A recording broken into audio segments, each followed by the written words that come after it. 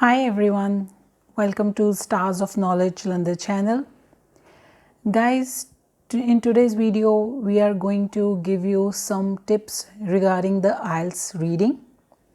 So before I start this video, if you haven't subscribed yet, then please subscribe our channel. So let's start today's video. Reading. Reading is one of the module in IELTS exam. We get this kind of questions from students that non-native English speakers never get 9 bands. It's just once in a blue moon, once they get lucky, then they get 8 or 9 bands in IELTS reading. But guys, it's not impossible at all. You just need to keep minor things in your mind while practicing for reading, while doing your exam. You just keep those things in your mind and you will be able to achieve 8 or 9 bands in your IELTS reading. It's not impossible, it's not difficult. So let's see what we can do. Let's see what are those 10 basic, simple IELTS reading tips which you can use to achieve the 9 bands. So first of all, it is skimming. Skimming means you have to skim over the text and then just jump on to give your answers. Skimming means that you only look for the main idea. You don't have to read each and every word in the passage very attentively. You don't have to put so much pressure on your mind and keep looking for those words. You just have to get a main idea. That's what skimming is. Because in reading, you have to just find an answer, write it down, and that's all. So you don't have to go through each word of the passage very pressurely, very attentively. You just skim over it, just go through it, get the main idea and give your answers. Don't read passage again and again and again and again, over and over again. Just get the main idea, give your answer and move forward. Second tip is time management. How you manage your time in the exam. Guys, you have 60 minutes, that is 1 hour for the reading, and you have 3 passages, and 3 passages include 40 questions. So it's 40 versus those 60. And also you are not getting any extra time over those 60 minutes to transfer your answers to a paper sheet, or you can just write your answer, check your spelling. You're not getting any extra second. So you have to do everything within those 60 minutes. So it's better you don't spend more than 1 minute on your each question. Try to finish it on time so that at the end you can get that extra 2 minutes or 5 minutes to just go through your answers, which you must written very clearly in clean. Next is spellings. Students, you have to be very careful with your spellings. In your reading, when writing your answers, if you write a single alphabet wrong, E instead of I instead of E, C instead of S, S instead of C, these are the alphabets which mostly non-native English test takers make mistakes with. So if you do any single mistake in those spellings, your answer will be treated as wrong. So before you write your answer, just think of those spellings in your mind and then write it down in your answer book. Just keep checking those spellings. So let's move forward. Your fourth basic tip is keep the order. Systematic order. Guys, in reading, if you are doing the exams, if you are taking classes for somewhere, then you know there are so many different kind of passages. But if you are new to IELTS, this is the first video you are watching, let me just quickly tell you difference in the passages. Guys, passages, there can be just one big passage with a 1 or 2 major paragraphs. But also you can also have a passage which have small 6 to 7 paragraphs, and all the paragraphs have given A, B, C, D or 1, 2, 3 kind of a numbering, either alphabetically or numerically. I'm trying to say you can also get a passage which is massive, written on one page, but that contains only like 2 major big paragraphs.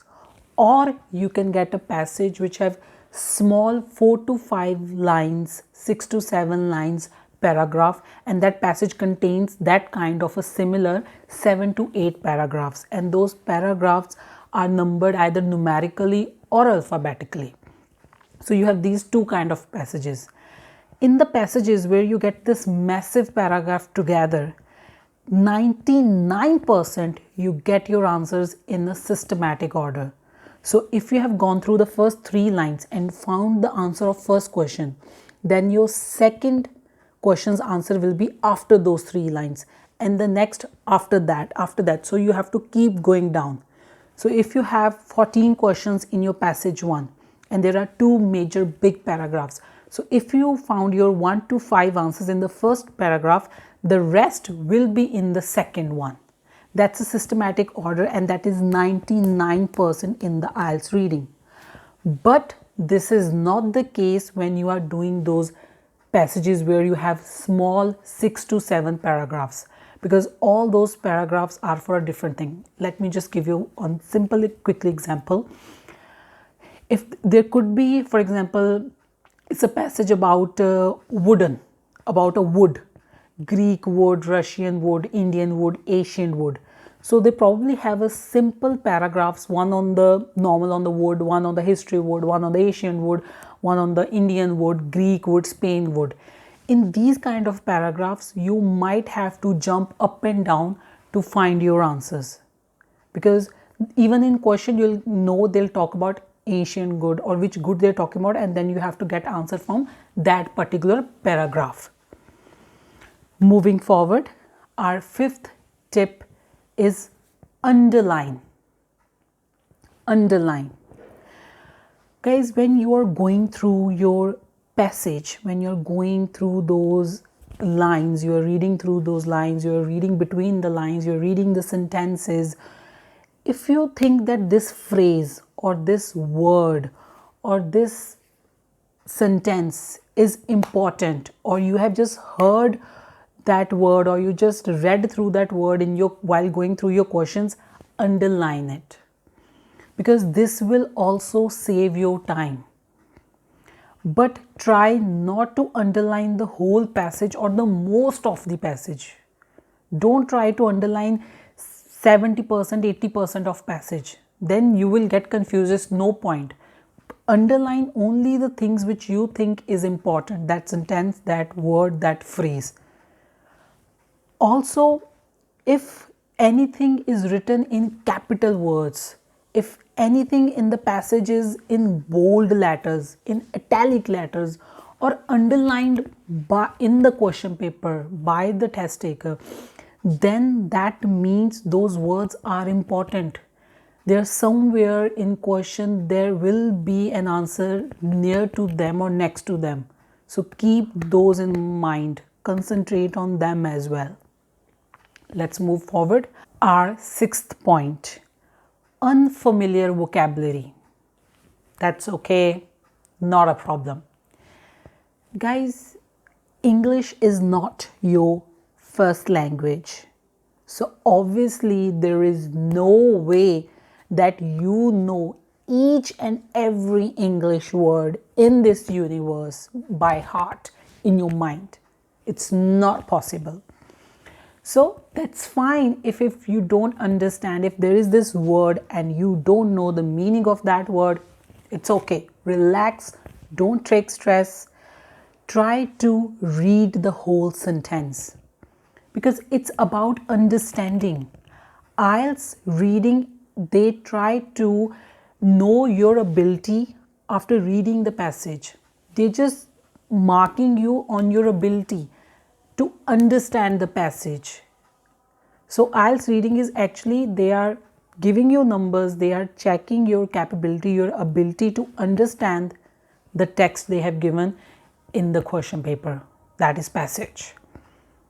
How easily you understand it, and after understanding it, obviously if you understand it properly, you'll give all the answers correct. So that's fine if you don't understand the meaning of that particular word, if it's unfamiliar to you, if you have never heard that word before, it's fine, don't worry. Try to understand it by reading the whole sentence. Just go through the whole line and try to understand what is the meaning of that whole sentence. Then you will get your answer that this unfamiliar word means this. Just don't panic. Let's move forward. You have to keep the details in mind. In your passage, whatever you have underlined, whatever the bold word, capital word, italic words they have given, or anything they have highlighted, you have to keep those details in your mind whenever you are answering your passage questions. Okay, moving forward, our next 8th point is no blank boxes, or don't leave any question unanswered. Guys, in IELTS reading, have you heard of the word guesstimate? Like we say estimate, or let's put it in more simple thing, guesswork. Guys, if the clock is ticking, time is running, you have no time, or you just say that God grace this don't happen, but for example you have 5 questions left and the time is only 10 seconds on the clock, then don't leave those questions blank. Don't just leave those answer sheets blank. Don't just leave those boxes blank. Just write whatever you find or in your mind after reading that passage. Just do the guesswork. Just guess it. Guess those answers. Because in IELTS reading, there is no negative marking. If that answer is wrong, they'll put a cross on the side. If you leave it blank, they'll put a cross on a sign. But with your guesswork, if you do a guesswork, maybe out of those 5, 1 or 2 gets correct. So never leave any question unanswered. Don't leave the blank boxes in your answer book in your IELTS exam, because there's no negative marking. And even you can check this on a Google. Systematically, analysis also says that when we do a guesswork, 25% chances that our guesswork is correct. 25%. So if you have 5 questions unanswered, time is clicking, or any situation happens, 25% of that is 1 to 2 answers. So even if you do a guesswork, you probably get 1 or 2 answers correct. And even a single answer corrected can move your band up. Okay, let's move forward. Your 9th one is cross the wrong answers out. You're doing your passages, you're going through your questions, and you find out that this is not matching, or you are 100% sure that this is not the answer. This is incorrect. This is not correct. Just cross it out so that you don't have to read it again. It will also save your time. And the last one is make your own technique. I know it sounds little unfamiliar to you guys. Maybe this thing comes in your mind. What do you mean by make your own technique? My personal and my professional experience says you, every person have their own techniques, and their own techniques are their strengths. For example, you're going to this one tutor and they are telling you, you use this technique in your IELTS exam, you'll be able to achieve your bands. Then you're going to this another tutor, they tell you another techniques. Then there's somebody else who's giving you another techniques. There are some common basic techniques which we have just gone through. But guys, every single person have their own techniques. We all have our own visions to look at the life, what we want in life, because every individual is different. So I'll suggest you to make your own technique.